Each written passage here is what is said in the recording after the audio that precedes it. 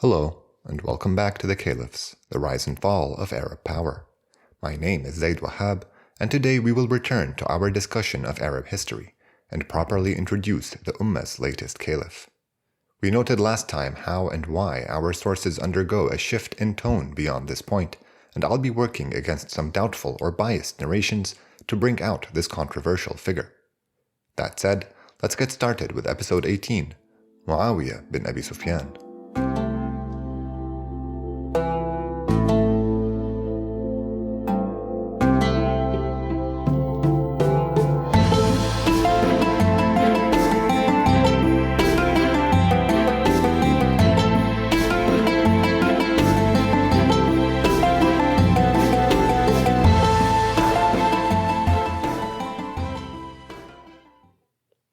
If you've been listening to this podcast sequentially, which I hope you have, it's how I think you can get it to make the most sense, then you know that I like to begin a caliph's reign with a short look at his past up until he took the helm. I suppose it's a good thing that Muawiyah has been a regular in our narrative recently, so you are already up to date on his last few years and already have an example of the kind of disagreement we find whenever he is brought up. His childhood and reign are equally contested, and mentioning every divergent opinion or point of view quickly gets tiresome, so I'll limit myself to wherever I think it's helpful. Muawiyah was the second son of Abu Sufyan, chief of the Umayyad clan of Quraysh. After the Muslims raided his caravan and won their first battle at Badr, Abu Sufyan took effective leadership of the tribe and directed its fight against Muhammad's followers. Muawiyah's critics amplified this part of his family's history in pursuit of the apple doesn't fall far from the tree motif. And they sure have plenty of material to work with, as the Quraysh were Islam's main adversaries throughout the Prophet's lifetime. The Umayyads face a wide array of accusations, ranging from the banal to the barbarous, but Muawiyah is tainted only by association, as there isn't much that is specifically attributed to him. Proponents of the Umayyads deny any and all accounts of undue disrespect from this noble branch of the blessed Quraysh, and they prefer narrations which say that Muawiyah had secretly converted to Islam before the rest of Mecca and had tried to convince his parents of its rightness. There are even narrations which claim that upon seeing Muawiyah as a baby, Muhammad had exclaimed, "He shall rule over all my people, and I ask God to help him rule them wisely." So just a straightforward, no-nonsense endorsement from the Prophet. And as we go on, we will see how pretty much every caliph who sought to bolster their religious legitimacy had prophecies like these reported. It's doubtful that Muawiyah had converted before the rest of his clan, or that he had ever scribed for the Prophet as some sources insist.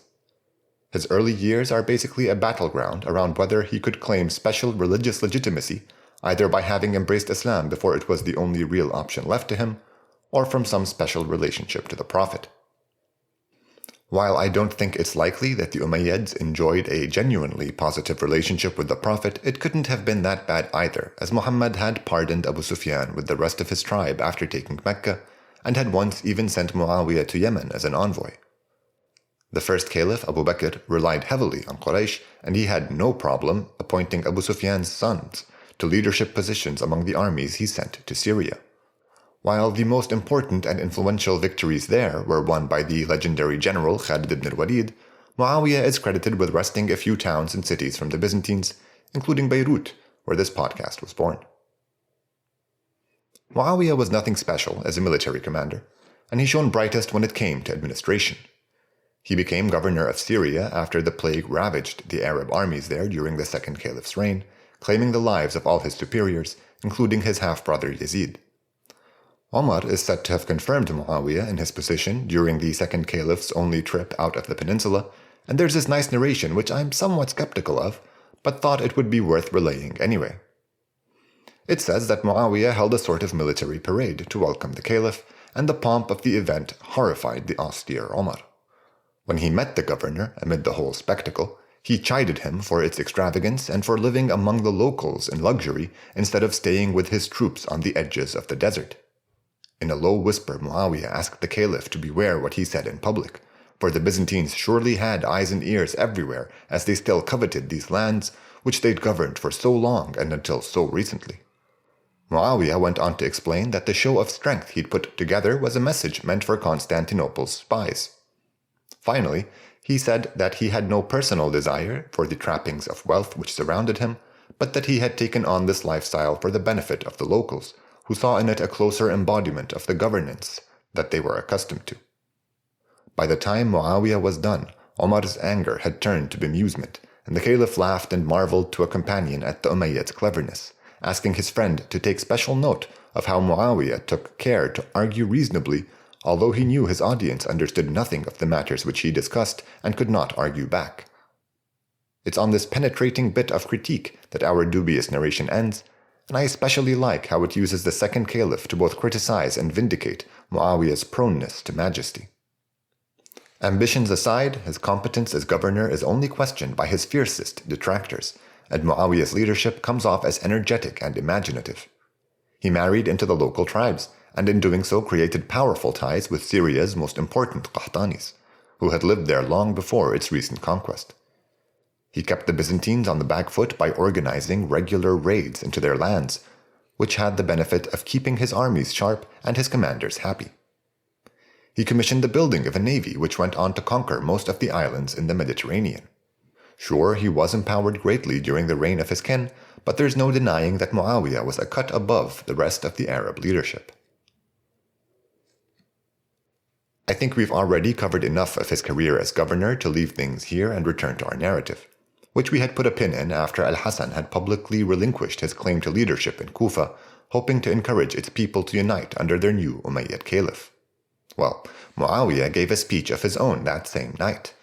There are multiple versions of it, but the gist is that he addressed the Kufans haughtily and humiliated them in front of the Syrian troops. He faulted them for not supporting him all along, and walked back all the promises he had made them, saying that they were only meant to, quote, quench your abominable greed, extinguish your mutiny, and end this senseless war, unquote. He concluded with a new promise he vowed to keep. Anyone who did not pledge their allegiance within 3 days would be branded an enemy of Islam, never to be pardoned. This speech was much more effective at motivating people to submit than Al-Hasan's, and perhaps more importantly, it made the Syrian armies proud to see Muawiyah's total domination of the enemy they'd fought against for almost 5 years now. They must have been reassured to find him treating the Iraqis with distrust and contempt, as that meant they didn't need to worry about them as a rival power base. Even though he no longer had to contend with another claimant to the title of caliph, Muawiyah still had some sources of insubordination to address. For example, now that he was in charge of Iraq, Muawiyah had to deal with the threat the Hashemites had repeatedly swatted away. His shaming of the men in Kufa had swelled the ranks of the Kharijites, and within a few weeks about 1,000 of them were ready to attack the new caliph. Remember, Kharijites were those who willingly seceded from the community, and these latest developments disillusioned many with the caliphate and what they could expect from it going forward. This uprising would not have been a problem if Muawiyah still had the 60,000 troops he had brought with him, but most of those were already on their way back to Syria, while the rest were en route to subdue Basra as its tribes had refused to submit. Muawiyah only had his personal guard of elite cavalry at hand, and he sent these 2,000 or 3,000 to crush the rebels, but they were no match for the desperate Kharijites and were promptly beaten back despite their advantage in numbers. Following this upset, Muawiyah delivered another threatening speech to the Kufans, telling them that if they did not take responsibility and deal with their traitorous kin, he would brand them all enemies of Islam. The Kharijites did not expect the Iraqi tribes to obey their new caliph so readily, and when they met them on the battlefield they tried convincing them that the two shared the same enemy in the Umayyad. Their appeals fell on deaf ears, however, and after a short but deadly engagement, the people of Kufa saved Muawiyah from what would have been the shortest stint as caliph ever. It's worth noting that the repeated military defeats they suffered did not keep the Kharijites from becoming a real thorn in the caliph's side, and their ranks would continue to grow whenever Arabs found reason to secede from the umma. Despite the fact that the Hashemite Al-Hasan was genuine in his withdrawal from politics, his clan's fiercest partisan, Qais ibn Abada, continued his resistance to the new Umayyad caliph. Though he was a capable leader with considerable religious legitimacy and a modest army still at his disposal, Qais's unruliness did not threaten Muawiyah in the least, and instead of engaging him in combat, the caliph sent him several messengers reminding Qais that without a Hashemite vying for leadership, he had nobody to champion. The point proved irrefutable, and eventually Qais pledged to Muawiyah in person before returning to his native Medina. Basra's mini-rebellion was equally short-lived, and the ruthless Busr bin Abi Arta conquered the city without having to deploy too much of his trademark brutality in November of 661. By that time, Muawiyah had already left Kufa, not for the traditional capital of Medina, but to Damascus, the city he had ruled for decades, and from which he intended to continue presiding over Syria. Soon afterwards, he appointed new governors to his provinces. Or maybe not so new. We've been around for a while, and so you'll find them to be a familiar cast of characters. For all that he had done in service of Muawiyah's cause, Amr ibn al-As was rewarded with the governorship of Egypt, a position he would hold until he passed away 2 years later. Muawiyah's decision to rule from Syria meant that someone was now needed to govern the peninsula, and the caliph installed 2 of his clan's most prominent members in charge of the cities of Mecca and Medina. It was important to use renowned Umayyads for these positions, as the people there were accustomed to the caliph's proximity, and in tribal Arabia esteemed kin were the next best thing. A family member you haven't met yet, Khalid ibn al-As, was put in charge of Mecca, and for the specially sensitive position of overseeing the subdued but resentful ex-capital Medina, Muawiyah chose none other than Marwan ibn al-Hakam, a man whom many there still held responsible for his role in the tragedy of his cousin Uthman. This was a deliberately confrontational choice, and with it Muawiyah hoped to both assert Umayyad control over the city's unsympathetic population and to goad any of its latent opposition into trying something stupid. The provocative and uncompromising stance was deemed particularly necessary in Medina, where al-Hasan lived among his clan and several close supporters. The Iraqi cities of Kufa and Basra were clearly going to be the most difficult for Muawiyah to govern, both since they had fought him the longest and because of the growing popularity of Kharijite thought. The Umayyad Abdullah bin Amir was put back in charge of Basra, and the new governor wasted no time in sending his armies out to ex-Sasanian land for plunder and tribute, hoping this would at least occupy its men and maybe one day unite them. For the city of Kufa, Muawiyah picked al-Mughira bin Shu'bah, whom you may recall was one of the 4 Duhat. We are told that Mughira had maintained his neutrality during the Qurayshi showdown between Adi and Muawiyah, staying in his hometown of Ta'if while the two figured it out. We're not told why he was chosen to govern the city.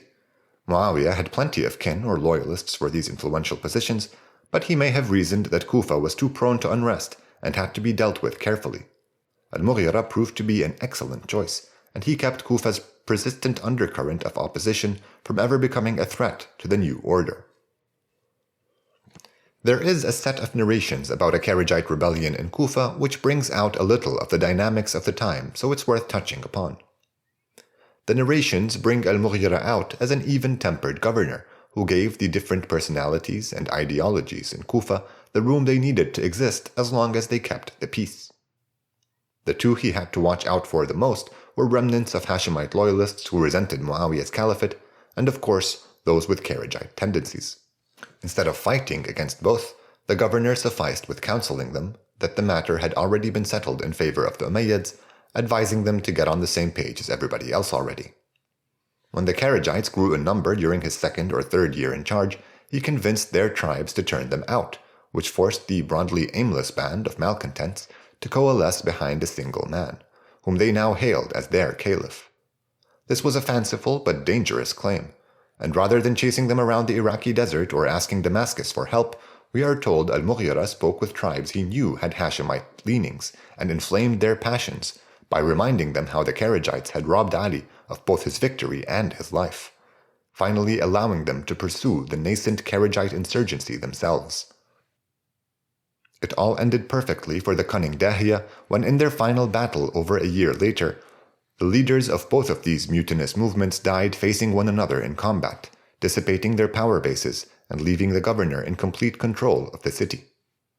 These events are pretty well attested to in our sources, and the main takeaway here is that al-Mughira dealt wisely with Kufa's various opposition groups and used them against one another. Going back to Muawiyah's governors, I wanted to note a commonality they shared, one you may have already picked up on. All of these men had been governors under the third Caliph Uthman, which is important because it played to Muawiyah's promises of punishing Uthman's killers and restoring the Ummah. It was his platform, the main reason he offered for his legitimacy, for why he had the right to go to war with the Prophet's cousin, that it fell to him to avenge his kin and take back for his clan what they had been robbed of, and then restore things to how they had been before the fitna. Muawiyah leveraged the same reasoning when mandating that Ali bin Abi Talib be cursed after prayers in mosques throughout the land, seeking to perpetuate the idea that the Hashemites had tried to usurp power and had been justly thwarted. When he was told that many were leaving their mosques hastily after concluding their prayers in order to not have to listen to what they found to be objectionable, the Caliph instructed that curses be read before prayers as well. This non-stop cursing of Ali did cause tensions, of course, and again I believe it was designed to provoke Hashemite sympathizers to impulsive action. And after some of those who refused to curse Ali publicly were punished, most started going along with it. Busur bin Abi Arta, the commander of Muawiyah's with an especially bloody reputation, was sent to Medina to brutalize anyone judged to have been a sympathizer of Uthman's killers, and we are told that the city's new governor Marwan regularly denounced or taunted Al-Hassan in public. This insistence on shaming the Hashemites and the aggressive posturing in Medina where Al-Hassan resided provide us with enough evidence to assert that Muawiyah still perceived a political threat from the Hashemites, one he tried preempting by working public sentiment against it. The Caliph had a lot more to deal with than all this internal stuff I've been focusing on, of course, but I want to get it all out of the way so that we can later discuss the kinds of decisions Muawiyah makes after he feels securely in command. To that end, there is one more early shift within the Caliphate that I need to stumble through. The story of how Muawiyah got the fourth Dahiya, Ziyad, who had been on the Hashemite side during the first fitna, to become one of his most capable governors. The thing is, I already find narrations with a single Dahiya doubtful, since they tend to be suspiciously prophetic. Those with two Dahiyas are so full of witty exchanges that they come off more as rhetorical showdowns within a famed historical context than a straightforward account of the past. This collection of stories where one Dahiya sends a second to talk to a third for him are a mixture of both, and other more subtle distortions I will allude to, so I'll try to keep all this brief. The last time Ziyad came up in our narrative, he was a deputy governor in Basra, and his experience with tribal politics had helped him navigate and rebuff Muawiyah's attempt at flipping the city to his side. He had since gone to Pars, sent by Ali in pursuit of some Kurdish brigands. After dealing with them, Ziyad had heard of Muawiyah's triumph and promptly fortified himself in one of the province's impregnable fortresses. Back in Basra, his children were taken hostage by Busr for a short while, but after a public outcry and a brush with death, the young men were released. Ziyad was then accused of embezzlement and his cousin was tortured to extract confessions of guilt, but again, nothing came of it. I was surprised to find a description of waterboarding in Al-Tabari, who says that 3 times a silk rag was placed over the man's head and doused with running water until he fainted. After the failure of these violent tactics, Al-Mughira proposed to the Caliph that he be sent to reason with Ziyad. They belonged to the same tribe, and Ziyad had previously served Al-Mughira as an assistant of sorts, so the two had a good relationship. Allow me to paraphrase. Ziyad basically said he wasn't sure he could ever trust Muawiyah, and Al-Mughira suggested that one way to ensure the Umayyad wouldn't turn on him would be to take on his family name. See, Ziyad was an unclaimed son, and his patronymic literally translates to Ziyad, son of his father. So all Muawiyah had to do was confirm that Ziyad was the son of Abu Sufyan, making Ziyad his half-brother. Depending on who you ask, this was either already an open secret or a suspiciously convenient fabrication, and again, it doesn't help that the main characters are all clever to hat. But whatever the case may be, the formal adoption took place before too long. This new inclusion into the Umayyad line ruffled lots of noble feathers and generated a serious amount of bad press for Muawiyah, particularly within his now all-important clan. And so Ziyad went from being a, to use the polite Arab phrasing, son of his father, to the Caliph's half-brother, and then to his latest governor of Basra. Despite its military success, Abdullah bin Amir's strategy of keeping the troops occupied with marching through Persia for tribute didn't go far enough in staunching local opposition to the Umayyads. Basra was plagued by a lawlessness which made it difficult to govern, exacerbating the unruliness of an already defiant Iraq. Ziyad's first speech to its residents was so eloquent that it has lived on in Arab memory, somewhat infamous for being the first public address since the advent of Islam to not open with a prayer or appeal to God. Ziyad's oratory skills are roundly praised in the sources, and one compliment I especially liked said that Ziyad was the only man whose eloquence blossomed more beautifully the longer he spoke. Ziyad delivered on the stern warnings he made in his first speech as governor, and his leadership is credited with quickly transforming Basra into the safest, most law-abiding version of itself there had ever been.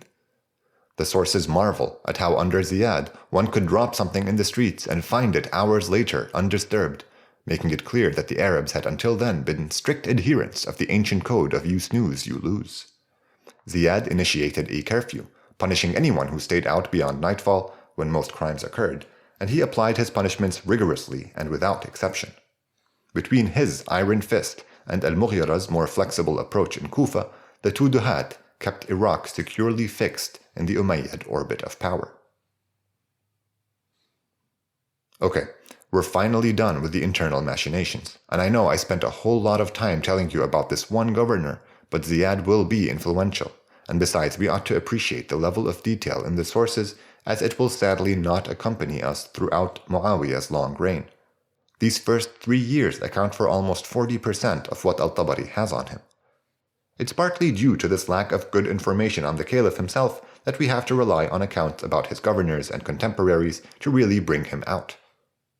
Muawiyah seemed to have a practical conception of what good governance looked like, and in pursuit of it he trusted capable duhat like Amr ibn al-As, and Mughira bin Shu'bah, and Ziyad now bin Abi Sufyan.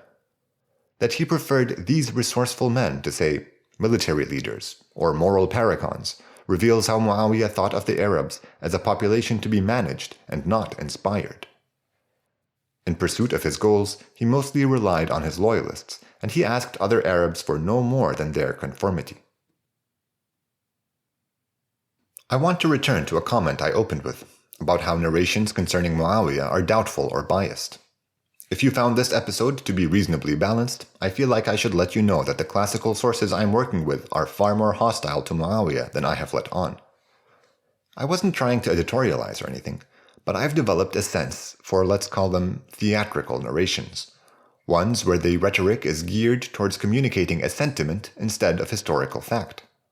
For example, there's one about how on his deathbed Amr ibn al-As lamented that in his heart he had always known Ali was the one whom Muhammad wanted to succeed him, and how in helping Muawiyah he had bought a measly 2 years as governor with an eternity in hell. Many narrations about Muawiyah make him out as vain, power-hungry, and cruel. It's reading material like this that we especially need to keep in mind that it's coming from an accumulation of stories, much of them told generations after the fall of a dynasty built by Muawiyah, in an age where people chafed under imperial rule and longed for the purity of a golden past. The Muawiyah being described in the 10th century is a villain for sure, although as always al-Tabari's comprehensive account does have a bit of everything. The only unabashedly pro-Umayyad history I know of is Ibn Arabi's, who wrote a few centuries after our sources, and the modern pro-Umayyad sources I've come across all quote him heavily to construct a wise and virtuous Muawiyah.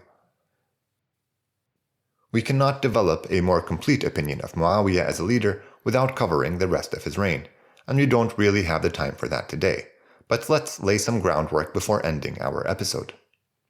Muawiyah had earned great military legitimacy from his constant raids against the Byzantines while governor of Syria, but sometime around the first fitna, he agreed to a truce with Constantinople, which dictated he pay a tribute of 100,000 golden coins a year, an arrangement which went on for a while. Soon after the conclusion of his struggle against the Hashemites, however, Muawiyah resumed the hostilities against his favorite foe. In successive winter and summer raids, the Arabs pushed the Byzantines back further than they ever had before, and within a few years Constantinople itself would be in their sights. Already by 664, for example, the year Ziyad was made an Umayyad governor, about 3 years into Muawiyah's reign, al-Tabari notes 4 raids into Byzantine territory, mostly led by the caliph's most famous loyalists, like Busr or Abd al-Rahman ibn Khalid ibn al-Walid, who was proving to be very much his father's son. By the time we are done with Muawiyah, it will become clear that despite sizable conquests in the east and west, his military priority would always be Constantinople. But we'll get to all this and more next time on the Caliphs, the rise and fall of Arab power.